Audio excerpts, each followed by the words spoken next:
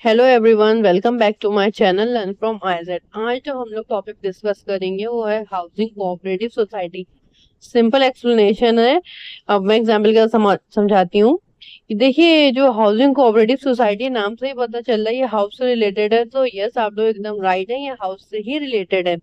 A housing cooperative society is a group of people who come together to build or buy houses or apartments and live together as a community. The main aim is to provide affordable housing to its members, not to earn profit. अब housing cooperative society जैसे नाम से पता चल रहा है कि housing cooperative society क्या किससे रिलेटेड हाउस से।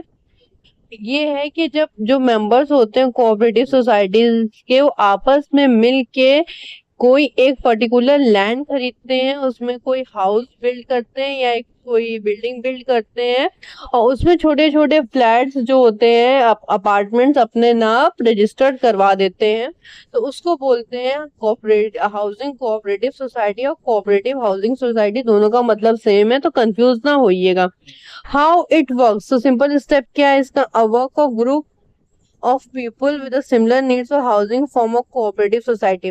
अब हाउसिंग कोऑपरेटिव सोसाइटी कौन फॉर्म करता है? वही फॉर्म करता है जिनको घर की जरूरत होती है। जो अकेला इंसान घर नहीं खरीद सकता, वो क्या करता है, मेंबर्स के साथ मिलके एक लैंड या बिल्डिंग कुछ भी हो वो खरीदता है।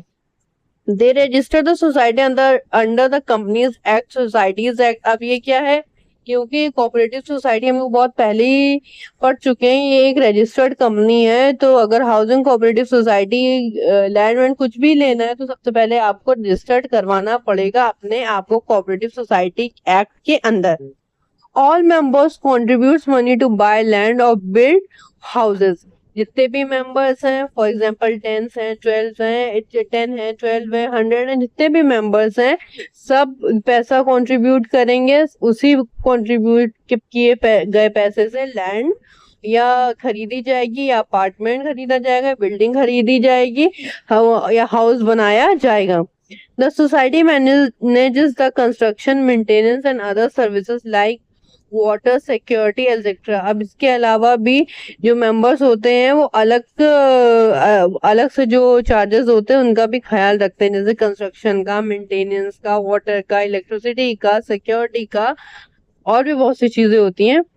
Every member own a flat और house and has equal voting right in decision. Sorry, अब जितने भी मेंबर्स हैं सबको फ्लैट के असाइन किया जाता है, सबको फ्लैट दिया जाता है और सबको वोटिंग राइट करने का इक्वली डिसीजन होता है। मतलब one man one vote right सबका होता है। अब इसको और क्लियरली हम लोग एग्जांपल समझते हैं। फॉर एग्जांपल, जैसे कि मैं हूँ, ठीक है, मैं जा रही हूँ कहीं, मुझे एक अच्छा घर दिखा या मुझे एक घर बनवाना है, मैं अकेले, और वो घर की कीमत है 1 करोड़ रुपए, या वो लैंड की कीमत है 1 करोड़ रुपए। और मेरे पास इतना पैसा तो है नहीं कि मैं 1 करोड़ रुपए लगा के वो लैंड खरीद सकूं।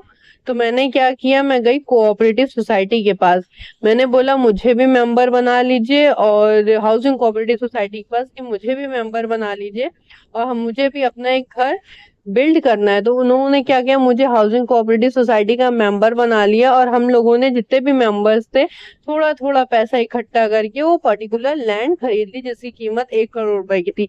अब जहां मेरा अकेले का 1 करोड़ रुपए लग रहा था, वही कुछ 100 लोगों ने मिला के या 10 लोगों ने मिला के, जितने भी मेंबर्स थे उन्होंने मिला के थोड़ा थोड़ा पैसा दे के ये लैंड खरीद लिया। तो जहां मुझे 1 करोड़ रुपए पूरा अकेले का देना था, वहां मुझे 1 करोड़ रुपए अकेले का देना नहीं पड़ा, वहां मुझे लैंड के पैसे कम देने पड़े। और वो कहलाया लैंड किसका? मेरा भी।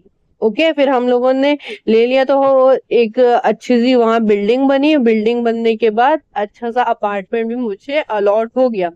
तो फुलफिल तो देखिए मेरी रिक्वायरमेंट ये हो गई कि वो मुझे जो लैंड पसंद थी वो भी मुझे हाउसिंग कोऑपरेटिव सोसाइटी के हेल्प से मिल गई। दूसरी चीज, बिल्डिंग भी बन गई। दूसरी थर्ड चीज, मेरा घर भी एक हो गया। मतलब मेरा एम कहीं ना कहीं फुलफिल हो गया उस पर्टिकुलर लैंड में अपना घर बनाने का। आई होप आप लोग को ये चीज समझ में आई होगी कि हाउसिंग कोऑपरेटिव सोसाइटी कैसे वर्क करती है। जब सारे मेंबर्स मिल के कोई एक पर्टिकुलर लैंड खरीदते हैं, उस लैंड में कोई बिल्डिंग या हाउस बनाते हैं और उसी बिल्डिंग में अपार्टमेंट है और फ्लैट्स है या कब रूम किसी भी पर्टिकुलर मेंबर अपने अपने मेंबर्स को दे देते हैं, तो वो कहलाती है हाउसिंग कोऑपरेटिव सोसाइटी। इसका सबसे बड़ा फायदा तो यही है कि थोड़े पैसों में काम हमारा हो जाता है, मतलब बहुत ज्यादा पैसे हमारे नहीं लगते कंपैरिजन टू। तो जैसे भी मैंने पहले एग्जांपल दिया कि मुझे पर्टिकुलर लैंड पसंद आई थी, उसके लिए मुझे 1 करोड़ रुपए देना था। वहीं अगर मान लीजिए और लोग मिल गए तो वही मुझे मुझे पहले 1 करोड़ रुपए देना था, तो सब अमाउंट जब सब लोगों में डिस्ट्रीब्यूट हो गया तो अमाउंट कम होके मेरे खाते में 10 लाख आया, 20 लाख आया। मतलब अकॉर्डिंग टू ये डिपेंड करेगा कितने मेंबर्स है कोऑपरेटिव हाउसिंग कोऑपरेटिव सोसाइटी में। तो इससे पैसा भी बचा, फ्लैट भी मिल गया और एक सोसाइटी भी अच्छी फॉर्म हो गई। आई होप आप लोग को ये हाउसिंग कोऑपरेटिव सोसाइटी क्लियर हो गया होगा। और वीडियो अच्छा लगे तो प्लीज लाइक शेयर सब्सक्राइब करना ना भूलिएगा। अब मिलते हैं हम लोग अपने नेक्स्ट वीडियो में। Till then take care, bye.